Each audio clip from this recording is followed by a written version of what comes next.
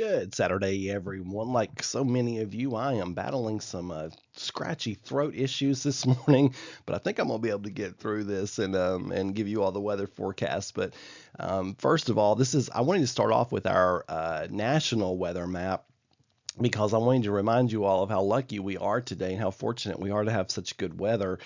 Even though we do have rain moving in, that purple shading you see there across Iowa, Minnesota, Wisconsin, Michigan, that is freezing rain, and it is a significant ice storm, like at least half an inch of ice, probably more than that, and wind gusts to 30 miles an hour. So yeah, that rings similarities to the ice storm we had here a few years ago that was so incredibly devastating.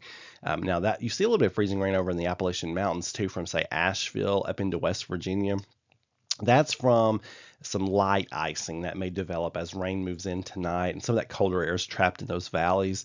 So they'll probably see a little bit of icing, but the major ice storm of the day is certainly focused, especially on Iowa. That seems to be where things are really, really, really bad. So things could be much worse. And our USA mortgage level of concern is level 1, and that's for gusty winds today and for rain that'll be developing mainly after sunset. Looking like a pretty wet night later on tonight, but those gusty winds are nothing to mess around with either. Premier Generators brings us our winter weather threat level, and wintry precip not expected for the next 5 days, and we're not expecting severe weather for the next 5 days either. We are in a very active pattern, so I will keep a close eye on things and let you know if there's anything that comes up that you need to know about. Leafy Closet and Blind brings us your 5-day forecast, and winds picking up as we go through our Saturday. A chance for a late afternoon, early evening shower. That rain chance is about 30%. I know many of you are planning on heading out to area parades. I think you'll be all right. You may have to dodge a shower or two, and it's going to be windy. So if you're like me and you get a headache when you get out in the wind, make sure you got something to cover your ears. Highs in the low 50s, so it will be a mild day and staying above freezing tonight, so all precip will be liquid. Sunday, getting windier and showers likely. I think we're all going to see some rain on Sunday. Monday, it stays windy. Shower chances drop down to 50-50. I think we'll see some scattered showers across the plateau. Tuesday, scattered showers once again, and then Wednesday looking like the winds will be increasing again ahead of another frontal system. But right now I've got Wednesday as partly cloudy.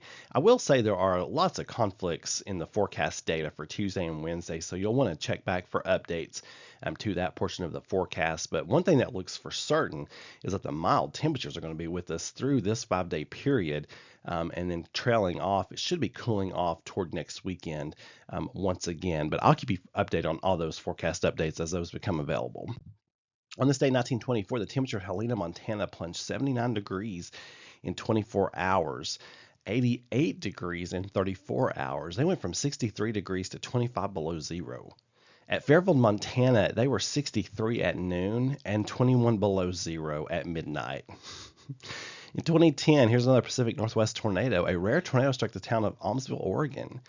It was rated EF2, 5-mile long damage path, 150 yards wide, 50 houses damaged, 10 of them unsuitable for occupancy. That's a strong tornado anywhere in the country, but especially for that part of the world.